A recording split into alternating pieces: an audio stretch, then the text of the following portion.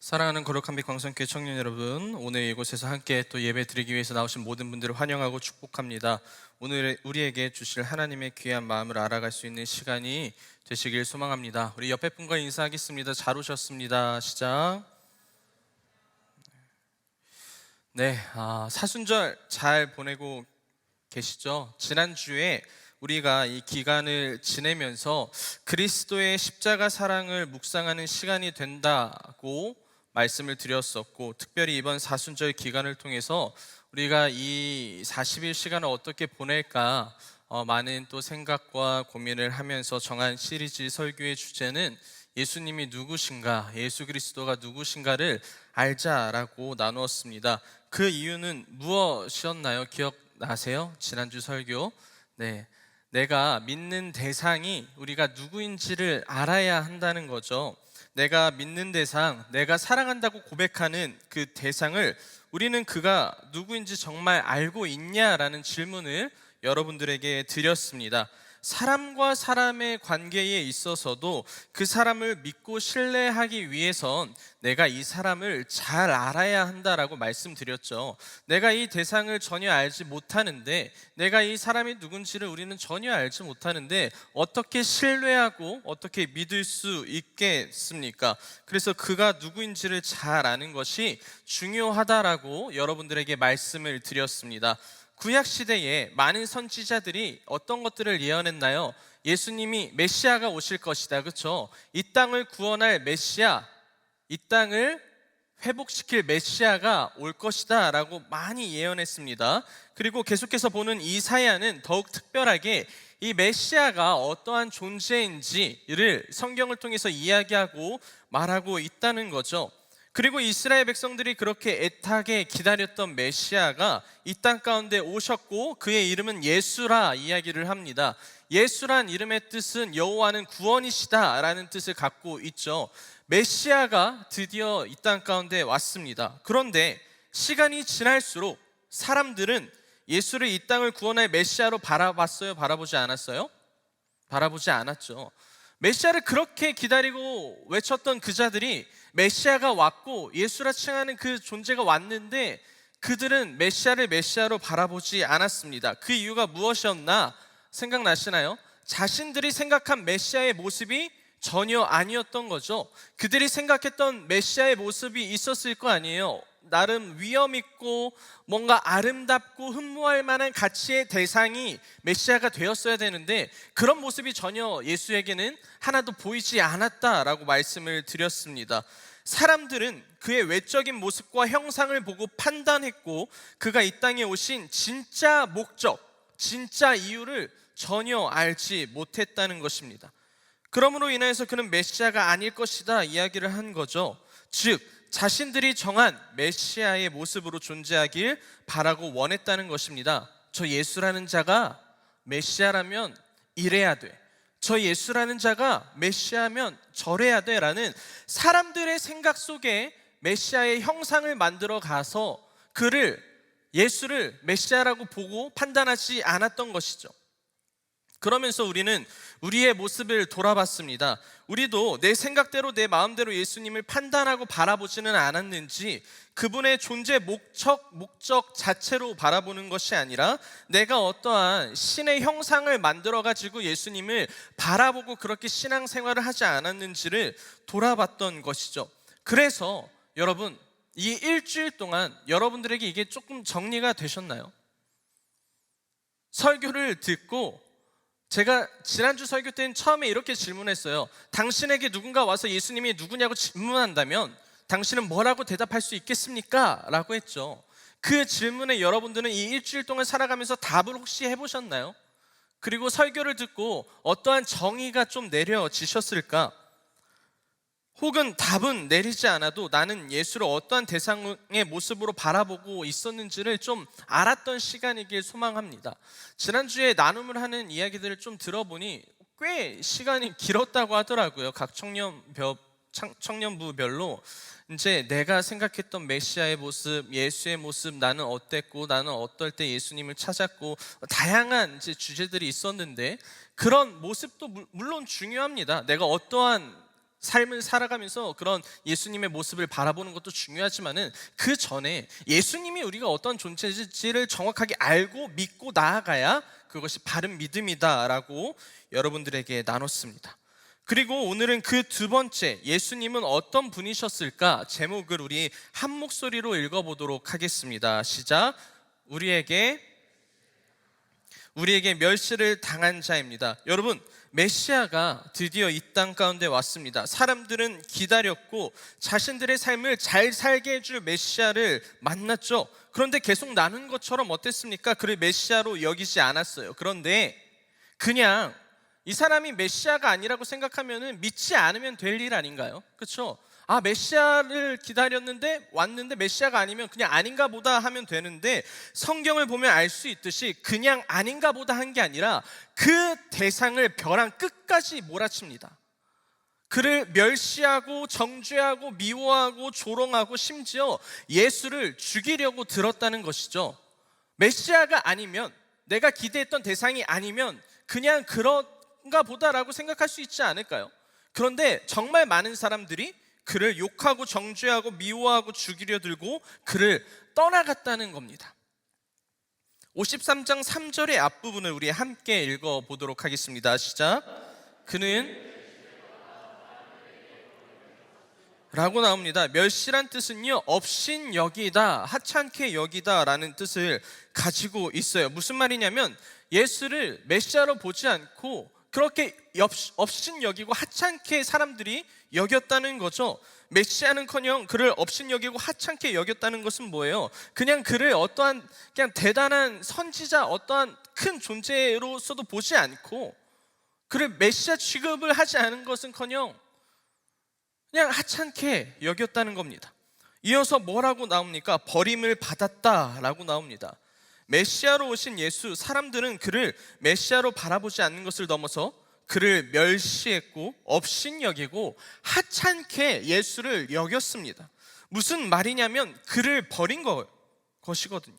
그를 신경 쓰지 않겠다는 것이고, 그를 내 삶 가운데에 관심으로 갖고 오지 않겠다는 거예요. 그는 내 삶에 관심 밖의 대상의 인물이라는 거죠. 이사야는 그를 이어서 뭐라고 이야기합니까? 간고를 많이 겪었으며 질고를 아는 자라라고 이야기를 합니다. 여기서 간고를 많이 겪었다라는 뜻의 원어의 뜻을 조금 빌려서 쉽게 표현을 하자면, 그는 고통과 괴로움과 슬픔과 비탄 가운데 있는 자였다라고 이야기를 합니다. 그리고 질고를 아는 자라고 설명을 하죠. 그가 지고 나아가는 실제적인 고통, 십자가의 고통, 다양한 마음의 고통, 육신의 고통, 여러 가지 고통을 갖고 있었다라고 이야기를 합니다.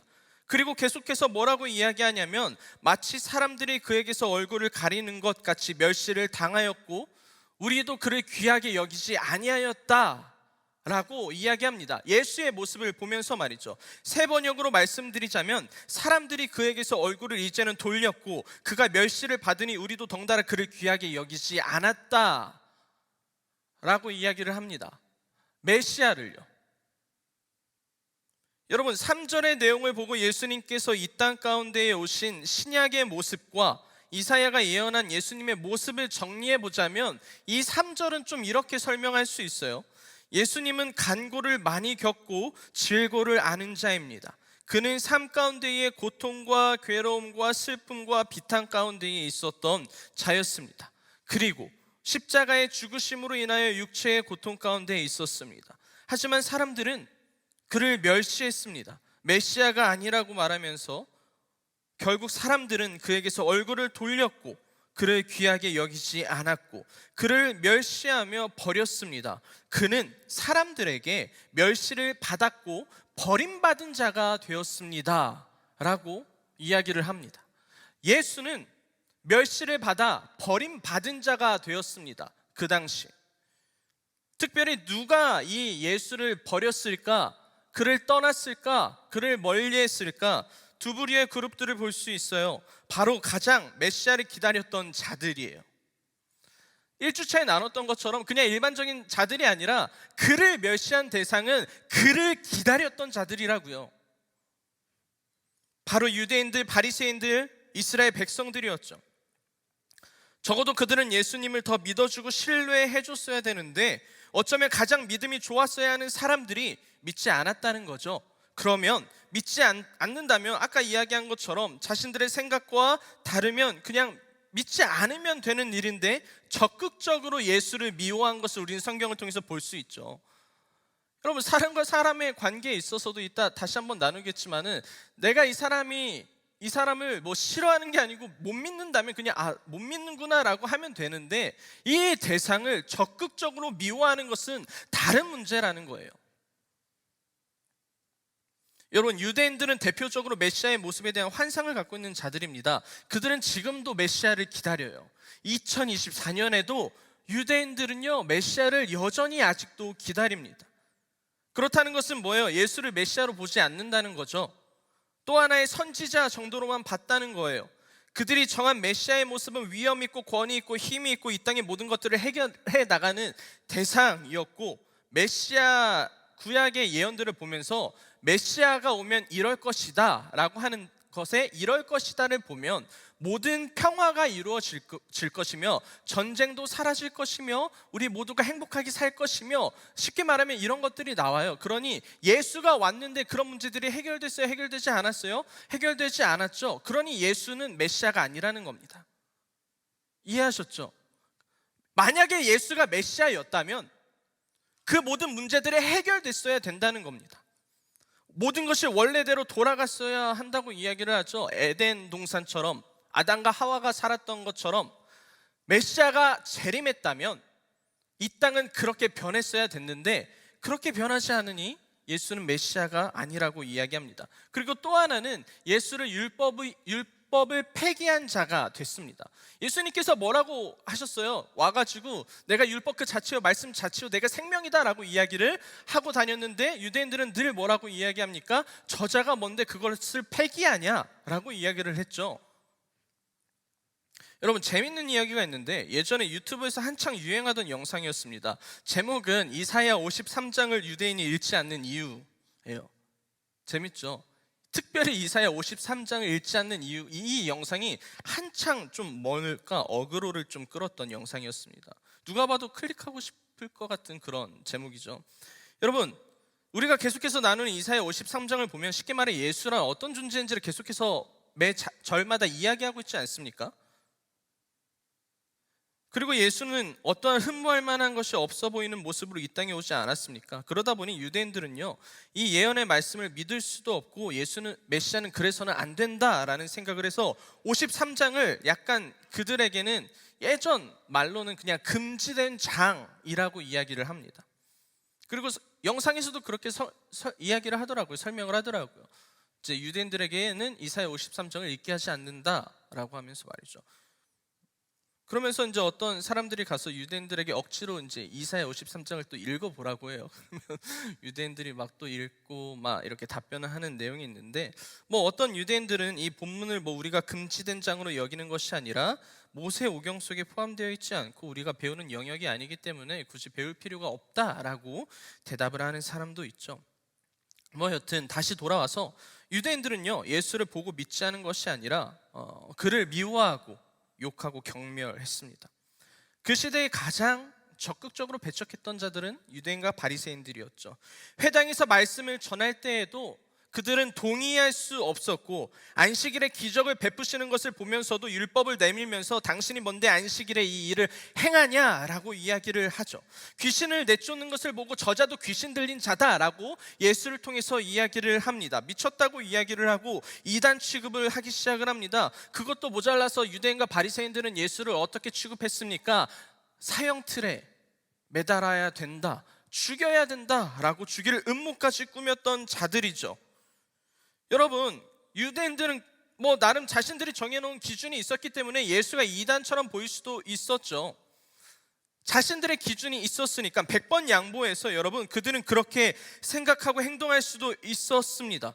그래서 예수님께서도 바리새인들, 유대인들 보면서 그들을 혼내시기도 하고 그들의 잘못된 점을 하나하나씩 가르쳐 주시면서 이야기를 했죠. 그런데 여기서 또 한 부류의 사람들이 나옵니다. 바로 예수를 따라다녔던 이스라엘 백성들, 그들도 예수를 멸시한 자들입니다. 저는 이 포인트를 조금 더 깊이 보고 싶어요. 여러분, 많은 사람들이 예수를 따라다녔어요. 그 안에서 정말 많은 것들을 누리고 많은 것들을 받게 됩니다. 여러 사건과 대표적으로 오병이어를 통해서 그들은 배부름을 받고 풍족함을 누렸죠. 아픈 자가 치유되는 것을 보고 실제로 내가 치유받는 사람들도 존재했죠. 병 고침을 받은 사람도 있습니다. 그래서 그런 표적들로 예수를 따르는 행렬은 줄어들지 않았어요. 예수를 따라가면 무엇인가 있겠지라는 생각에 많은 이들이 예수를 따랐던 거죠. 하지만 예수님은 알고 있었습니다. 뭘 알고 있었어요? 이 사람들이 나를 왜 따라오는지 예수는 이미 알고 있었다는 거죠. 뭐예요? 오병이어 사건 때 사람들을 먹이시고 바다 건너편으로 가십니다. 다음날 사람들이 자고 일어나니까 그 장소에 예수님이 없는 거예요. 그래서 사람들이 막 예수님을 찾아다녔어요. 그리고 바다 건너편에서 예수님을 발견했어요. 그래서 사람들이 예수님한테 가서 뭐라고 이야기했습니까? 예수님 어디 가셨어요? 찾았지 않습니까? 라고 이야기를 했어요. 그런데 예수님이 뭐라고 대답한지 아시죠? 너희들이 나를 찾는 까닭은 뭐예요? 내가 아니라 표적을 찾는 거다라고 이야기를 합니다. 너희들이 나를 찾는 것은 내가 아니라 내 능력이고 내 힘을 찾는 것이 아니냐라고 이야기를 한 거죠. 예수님은 그렇게 대답을 하십니다. 너희들은 내가 아니라 내 능력이 좋기 때문이다 라고 말합니다. 여러분, 그 이후에 예수님께서는 자신이 이 땅 가운데 온 목적을 그때부터 하나씩 이야기합니다. 뭐라고 이야기합니까?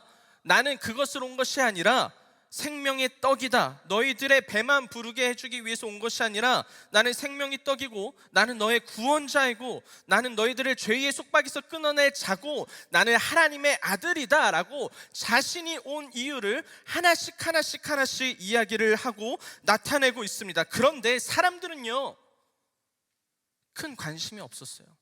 예수님이 자신의 진짜 모습을 드디어 보여줬음에도 불구하고 사람들은 큰 관심이 없었더라고요. 그런 메시아를 원한 것이 아니기 때문이죠. 그러면서 이렇게 이야기하니까 사람들은 어떠한 행동을 한지 아십니까? 이제 사람들은 더 이상 예수에게 받을 것이 없다고 느낍니다.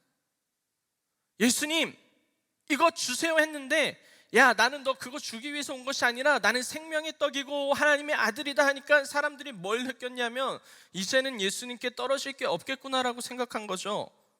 사람들은 더 이상 예수를 통해 자신이 얻을 수 있다는 것이 없다고 느낍니다. 사람들은 자신이 바라고 원하던 신의 모습이 아니니 자신들이 기도하고 있던 기도 제목들이나 원하는 것이 이루어지지도 않고 자꾸 예수님한테 가니 생명의 떡이니 구원자니 하나님의 아들이니 이딴 소리 하니까 사람들은 어쩌면 정말 신앙이 있으면 그를 붙들었어야 되는데 정말 메시아구나 라고 붙들었어야 되는데 그런 것이 아니라 떠났다고요. 더 이상 예수님에 대한 필요성을, 존재에 대한 필요성을 사람들은 이제는 느끼지 못합니다. 그 자리를 떠납니다. 그를 붙잡는 것이 아니라요. 왜요? 그래야 자신의 삶을 산다고 생각하거든요. 여러분, 우리는 모든 삶과 일상 가운데 관계라는 것을 맺고 살아가죠. 친구들과의 관계, 연인과의 관계, 여러 만남들이 있습니다. 우린 여기서 두 가지의 모습을 볼 수 있는데 첫 번째는 관계의 상호 간의 노력이 필요하다고 여깁니다. 우리는요. 뭔 말이냐면 사람은 기본적으로 그 관계 속에서 우리는 무엇인가 얻기를 바라죠. 자신이 받아야 하는 몫이 있다고 생각하면서 살아가고 있죠. 여러분, 이건 잘못된 것이 아닙니다. 그렇죠? 내가 이 사람한테 뭘 주면 이 사람도 나한테 뭘 줘야 돼요. 이 사람한테, 여러분, 어떤 사람한테 내가 뭘 받았으면 여러분도 베풀고 섬기셔야 됩니다. 이것은 어쩌면 당연한 거고 우리의 삶에 굉장히 중요한 거죠. 그런데 그 만남과 관계 가운데에 여러분들이 없는 것이 만약에 없다고 생각한다면 나는 그 관계를 얼마나 유지하려고 노력할까요? 이 대상에게 더 이상 내가 얻을 것이 없다고 여긴다면 우리는 그 대상과의 관계를 유지하기 위해서 얼마나 노력하냐는 겁니다. 쉽지 않겠죠. 이어가고 싶어 하지 않을 겁니다. 자신의 것을 또 스스로의 것을 포기하면서까지 내가 얻는 것도 없는데 상대가 다 가지고 간다면, 쉽게 말해서 이 사람에게 더 이상 얻을 것이 없다면 심하게는 관계를 마무리할 수도 있고, 관계를 마무리하지 않아도 그 사람은 더 이상 나에게는 소중한 귀한 자가 아니에요. 왜냐? 이 사람에게 얻을 것이 없잖아요. 그럼 소중히 여기지 않죠. 여러분, 연인과의 관계에서도 마찬가지죠. 처음에는 이 사람이 너무 좋고 너무 사랑스럽고 그렇습니다. 여러분, 그때는 아무것도 보이지 않아요. 내가 이 사람을 사랑하기 시작하는 순간, 그렇죠? 사귀기 시작하면은 모든 것이 아름다워 보여요, 그렇죠? 어떤 것을 해도 사랑스러워 보이고, 그냥 옆에 있는 것만으로도 나에게는 사랑이죠. 단점도 보이지 않고, 그 사람이 나에게 어떠한 것을 주지 않아도 그냥 내 옆에 있는 것만으로도 나는 괜찮다 여깁니다. 그런데 시간이 지나 여러분, 헤어지게 되는 사람들, 그 관계를 정리하고 떠나가는 사람들의 이유는 무엇일까요? 동일합니다. 이 연인과의 관계에 있어서도 더 이상 내가 얻을 수 있는 게 없다라고 여긴 것이거든요. 그럼 헤어져요. 이 사람을 통해서 내가 받을 수 있는 게 전혀 없다라고 생각하는 거거든요. 그러면 결국 그 만남은 마무리가 되고 서로가 떠나게 됩니다. 두 번째는요, 목적을 갖고 이루어지는 관계가 있어요. 이런 사람들도 있죠. 목적만을 갖고 대상을 만나는 거예요. 그냥 사람과 사람의 관계가 아니라 이 사람이 갖고 있는 능력, 이 사람이 갖고 있는 힘, 이 사람이 갖고 있는 인맥, 이런 것들로 접근하기 시작을 합니다. 그렇죠? 그래서 어떻게든 더 잘 보이려고 되게 열심히 노력해요. 어떻게든 친해지려고 열심히 살아가요. 이 사람에게 뭐 하나라도 떨어지지 않을까 막 고민하면서 받으려고 아둥바둥하면서 그 사람 옆에 어떻게든 붙어 있으려고 한다는 거죠. 그런데 무엇인가 있어 보이는 사람에게 다가갔는데 생각보다 별로거나 내가 다가갔는데 얻을 게 없다고 여기는 그 순간, 사람은 관계를 이어갈까요? 관계를 이어가지 않을까요? 이어가지 않죠. 왜냐? 애초에 접근 자체가 뭐였습니까? 대상이 아니라 뭐였어요? 목적이었기 때문이죠.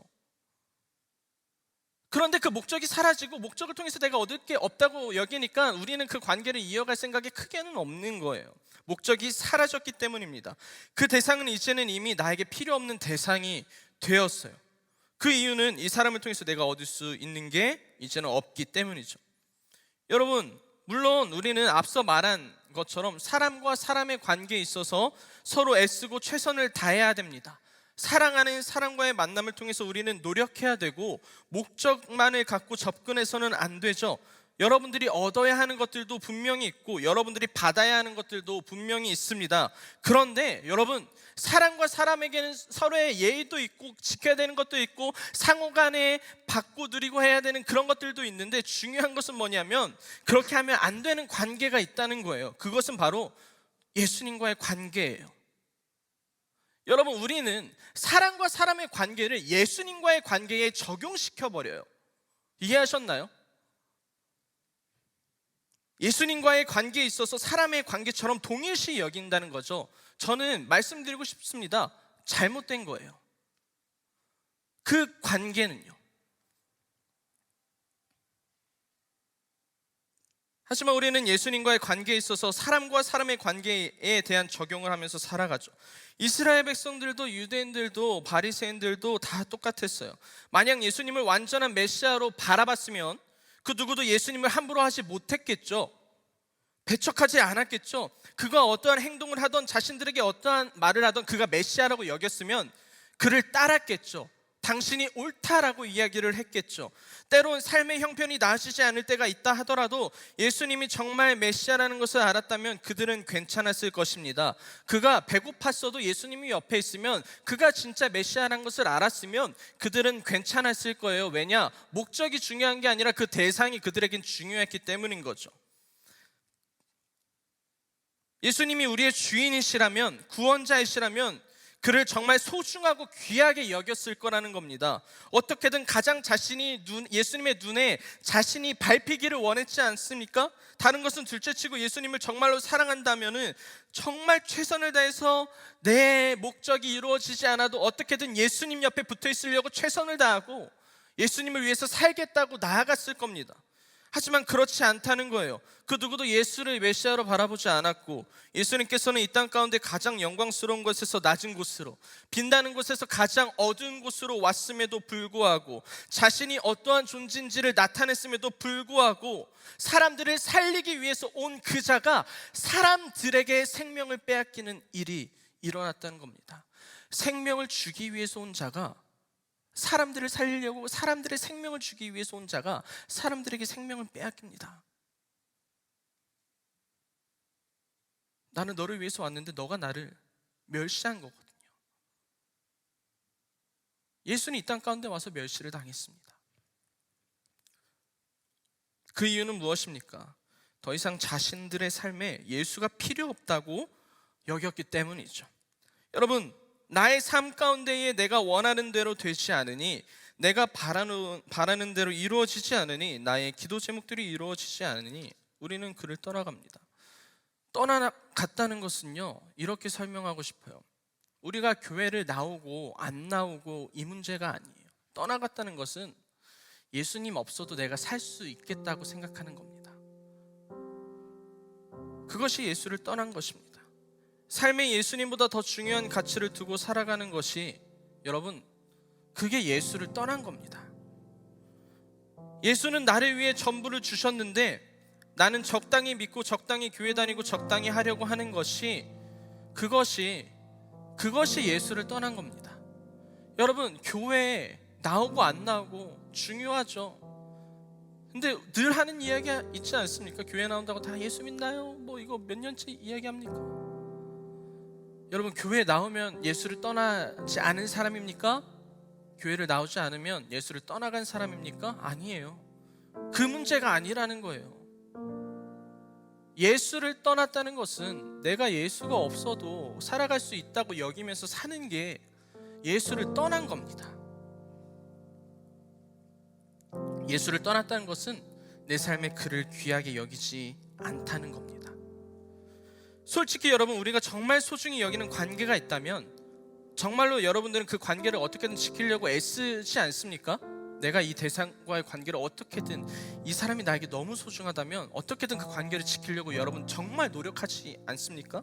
여러분, 목적과 꿈이 나에게 정말 중요하다면 100번 넘어져도 101번 일어나서 비전을 위해 살아가려고 노력하고, 꿈을 위해서 밤낮 할 것 없이 공부하고 회사 다니고 돈 모으고 하지 않습니까? 내가 정말 사랑한다면 그 사랑하는 사람을 위해서 목숨을 걸고서라도 지킬 것입니다. 왜요? 중요하니까요.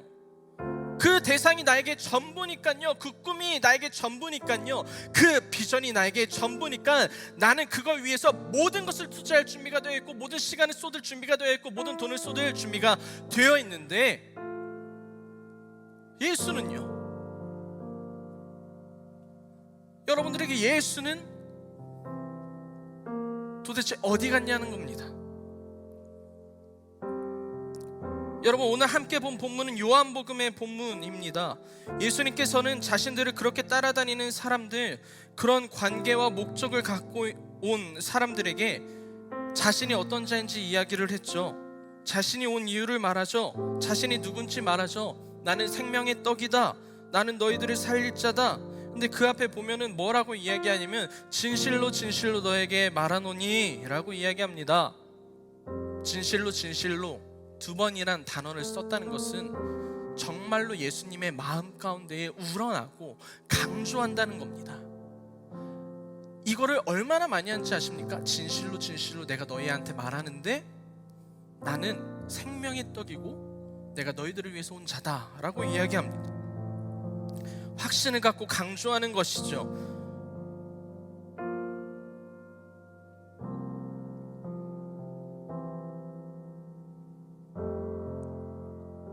예수님은요, 나와의 관계를 계산하면서 이 땅에 오신 분이 아니십니다. 자신의 일이 아닌 우리를 살리기 위해서 100번 넘어져도 우리를 살리기 위해서 101번 일어나셨습니다. 우리를 너무나도 사랑하셔서 목숨 걸고 지키려고 했던 그분이 예수입니다. 그는 나와의 관계에 있어서 자신의 전부를 주려 했고 이 땅에 오셨고, 예수님께서는 나 외에는, 여러분들 외에는 다른 목적이 전혀 없었습니다. 내 자녀, 내 사람, 여러분들을 바라보시면서 그렇게 살아가셨던 겁니다. 그러면서 이야기했죠. 나는 당신들을 살리러 온 존재라고, 내가 하나님의 아들이라고, 내가 너희들을 위해 죽을 것이고 내가 너희들을 살릴 것이라고 말하죠. 그때 제자 중에 여럿이 듣고 뭐라고 이야기했습니까? 예수님, 이 말은 좀 어려운 것 같아요 라고 이야기해요. 누가 이거 들을 수 있을까요? 라고 예수님이 나는 생명의 떡이야 라고 하는데 제자들이 예수님께 묻습니다. 이거 사람들이 이해하지 못할 것 같은데요. 그러니까 예수님이 어떻게까지 이야기하냐면, 이 말이 너희에게 좀 걸림돌이 되냐 라고 하면서, 그럼 내가 너희들의 눈앞에서 이전에 있던 곳으로 올라가면 그때는 믿을 수 있겠냐 라고 질문합니다. 여러분, 저는 여기서 예수님이 이렇게까지 이야기를 하시는 게, 사람들이 하도 안 믿으니까, 자신이 구원자라고 이야기했는데 믿질 않으니까, 내가 너희들 눈앞에서 올라가면 그때는 믿을 수 있겠니? 그때는 나를 좀 믿어줄 수 있겠니? 라고 질문을 하는 거죠. 여러분, 그러면 이제 사람들은 정말 주님, 나의 주님이셨군요, 당신은 나의 메시아였군요 라고 하면서 그를 따랐어야 했는데 아닙니다. 많은 사람들이 예수를 떠나갑니다. 이제 더 이상 이 이야기 못 들어주겠다고 이야기를 합니다. 이제는 자신들이 얻을 게 없다고 여긴 거죠. 생명의 말고 진짜 떡이나 줬으면 좋겠는데 생명의 떡 같은 소리나 하고 앉아있겠네 라고 여겼을 수도 있겠죠. 모두가 떠나갑니다. 그때 예수님이 제자들에게 물어봅니다. 뭐라고 물어봤어요?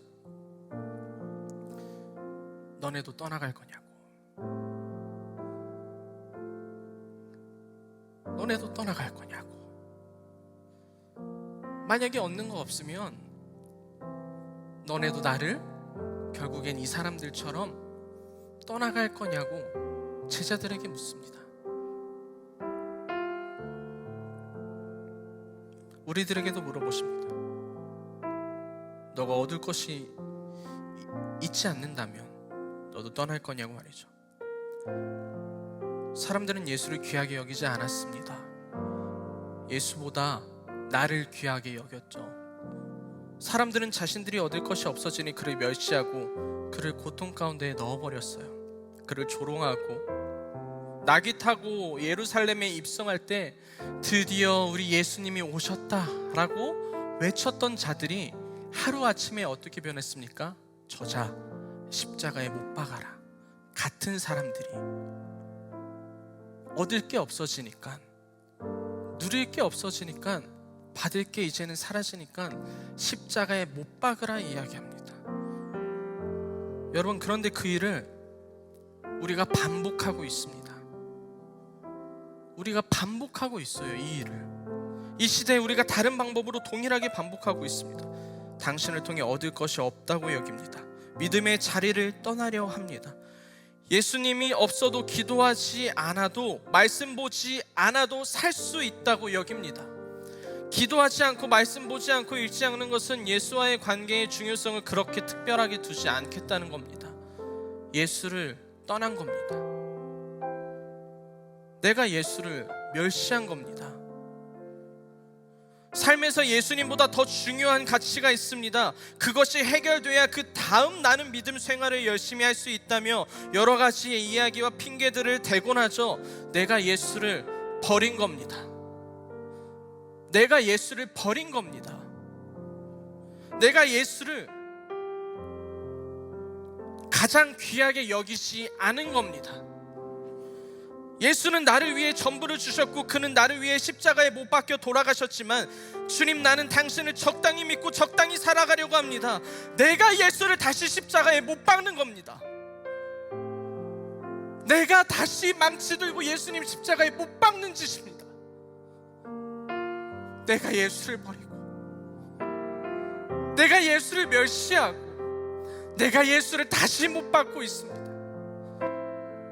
예수를 버린다는 건 교회 나오고 안 나오고의 문제가 아닙니다. 삶의 문제죠. 여러분들의 삶에 예수는 얼마나 중요합니까? 예수는 어느 곳에 있습니까?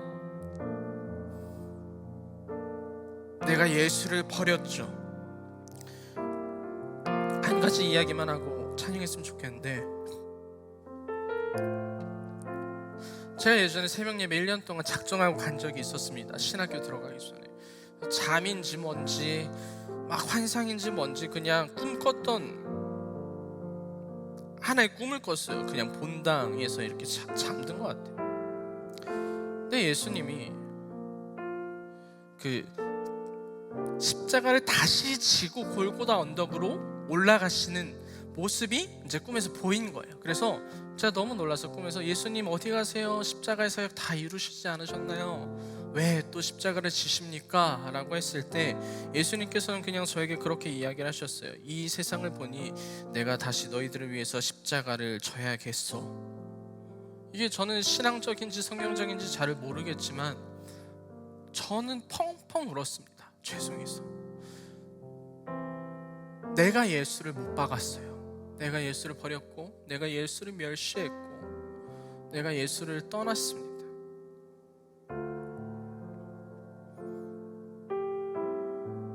우리 이 시간 눈 감고 잠깐 기도했으면 좋겠는데, 여러분들은 언제 주님을 떠나셨습니까?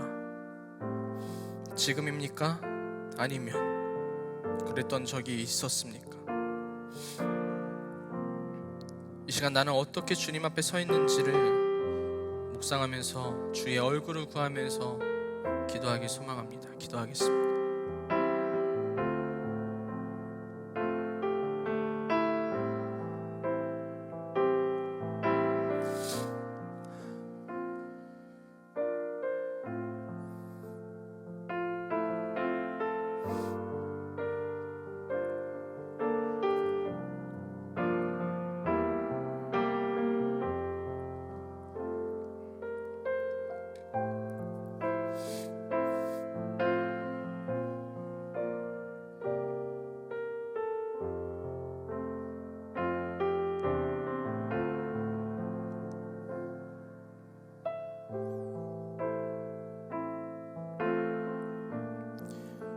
우리의 마음을 드리며 찬양할 때에 주님, 내가 다시 주님 앞에 나아가기 소망합니다. 혹시 내가 너무 멀리 온 건 아닌지요. 주님, 내가 주님께 돌아가길 바라는데 주님, 나를 붙잡아 주시옵소서.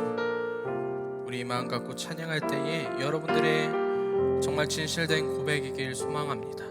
여러분들이 다시 한번 주님 앞에 나아가는 시간이길 소망합니다. 너무 멀리 왔나요? 너무 멀리 왔나요? 주님께 돌아가기에 사랑의 주님 그 품을 떠나 내 영혼 잃어버린 지금 너무 늦은 건가요? 너무 늦은 건가요? 내 영혼 회복하기에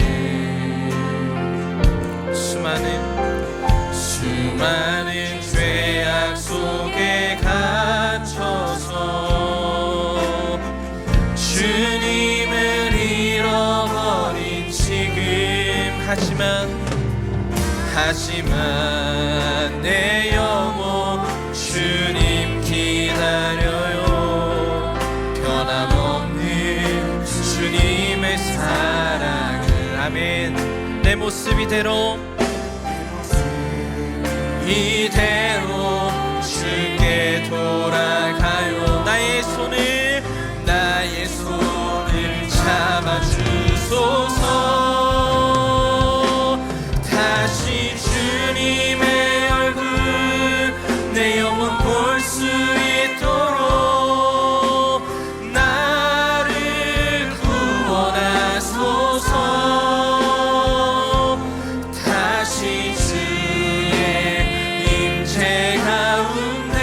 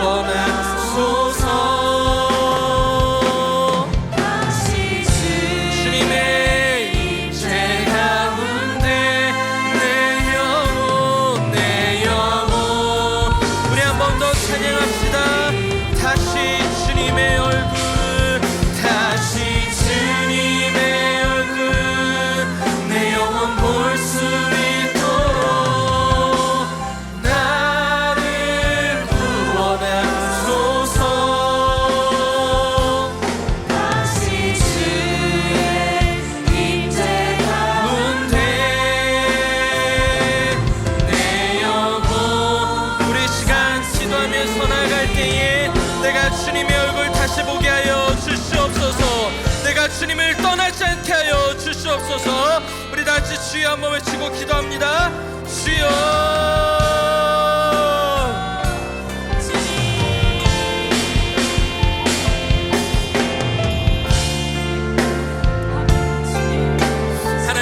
다시 한번 주님 앞에 나아갑니다. 하나님, 내가 주님을 떠났습니다. 하나님, 내가 주님을 멸시했습니다. 내가 주님을 버렸습니다. 아버지여, 내가 어떻게 나아갑니까? 나의 삶 가운데 정말 주님을 알기 위해서 소망하며 살아갑니까? 내가 주님을 만나기 위해 애쓰면서 정말로 살아갑니까? 아버지여, 내가 정말로 당신이 없으면 안 된다고 고백하면서 살아가고 있습니까? 아버지여, 내가 주님을 떠났습니다. 내가 주님을 멸시했습니다. 내가 당신을 멀리했습니다. 주님 붙잡아 주시옵소서. 주님 붙잡아 주시옵소서. 주님 역사하여 주시옵소서. 아버지여, 나를 붙잡아 주시옵소서. 다시 내가 주님의 얼굴을 볼 수 있도록, 내 영혼이 주님을 볼 수 있도록 주님 붙잡아 주시옵소서. 주님 나와 함께 주시옵소서. 아버지여, 내가 예수 가운데 나아갈 수 있도록 주님 나와 함께 해주시옵소서. 내가 주님 앞에 돌아가길 소망합니다. 다시 주님의 얼굴 볼 수 있도록, 다시 주님의 얼굴 내 영혼 볼 수 있도록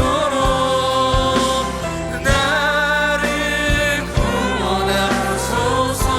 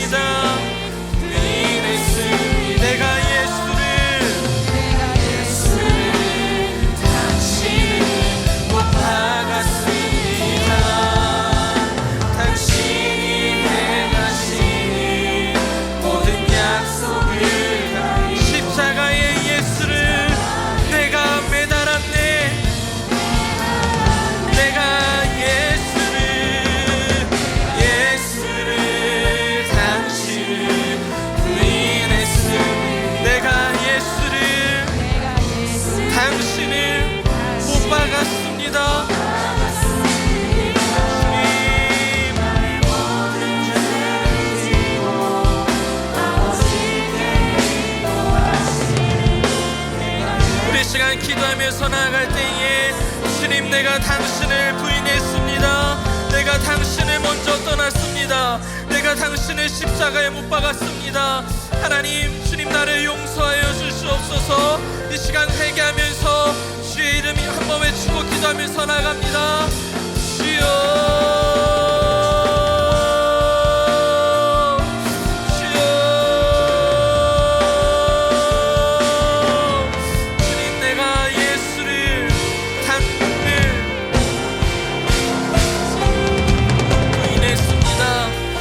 주님을 떠나갔습니다. 내가 당신을 매달았습니다. 내 삶 가운데 주님을 부인했습니다. 주여, 주님, 내가 예수를 버린 것입니다. 내가 기도하지 않고 말씀 보지 않고 주님을 찾지 않았습니다. 내가 주님을 버렸습니다. 내가 예수를 멸시했습니다. 주님, 내 삶 가운데 당신보다 중요한 가치가 있습니다. 그것이 해결되어야 주님을 찾습니다. 내가 예수를 버렸습니다. 내가 당신을 가장 귀하게 여기지 않았습니다. 주님, 당신은 나에게 전부를 주셨고 나의 모든 것을 주셨습니다. 나를 위해 십자가에 못 박혀 죽으셨지만 주님, 나는 적당히 믿고 적당히 살아가려 합니다. 내가 예수를 다시 십자가에 못 박았습니다. 내가 당신을 매달았습니다. 내가 당신을 떠나갔습니다. 내가 당신을 저버렸습니다. 당신 없이 살 수 있었습니다. 주님 없이는 살 수 없다고 고백하였는데 내 삶의 지금 모습을 돌아보니 나는 여전히 주님이 없어도 살 수 있다고 여깁니다. 내 삶의 다시 한번 모습을 돌아보니 주님보다 더 중요한 것들이 너무나도 많았습니다. 주님, 나를 불쌍히 여겨 주시옵소서. 주님, 나를 긍휼하게 여겨 주시옵소서. 이 시간 주님 앞에 내가 용서를 구하면서 나아갑니다. 주님, 나를 붙잡아 주시고 내가 주님 앞에 나갈 수 있도록 주님 나와 함께 하여 주시옵소서. 우리 이 시간 계속하면서 기도하면서 나갈 때에 주님, 내가 주님을 버리지 않게 나에게 힘을 허락하여 주시옵소서. 내가 온전히 주님을 사랑하면서 나갈 수 있도록 주님 나에게 역사하여 주시옵소서. 우리 다시 주여 한번 외치고 간절한 마음으로 주님만을 사랑합니다. 주여 한번 외치고 기도하도록 합니다. 주여,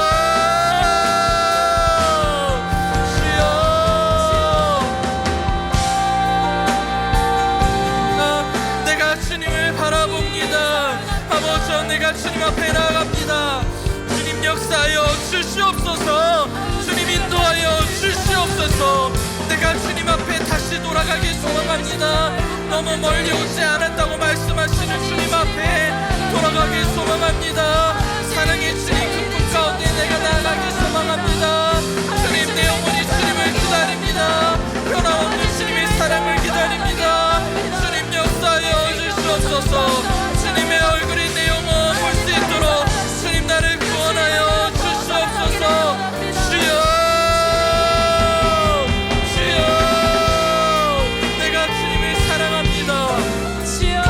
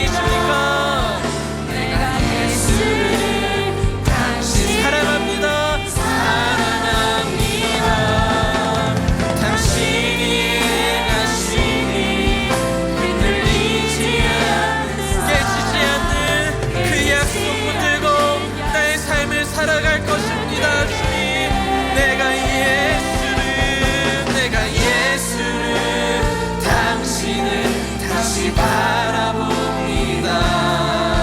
내가 예수를, 당신을 사랑합니다. 갚을 수 없는 사랑, 아버지께 인도하시니 내가 예수를 사랑합니다.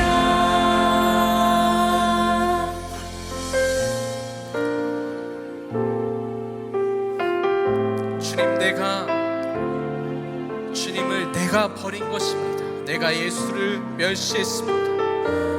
내가 예수를 버린 것입니다. 내가 예수를 가장 귀하게 여기지 않았습니다.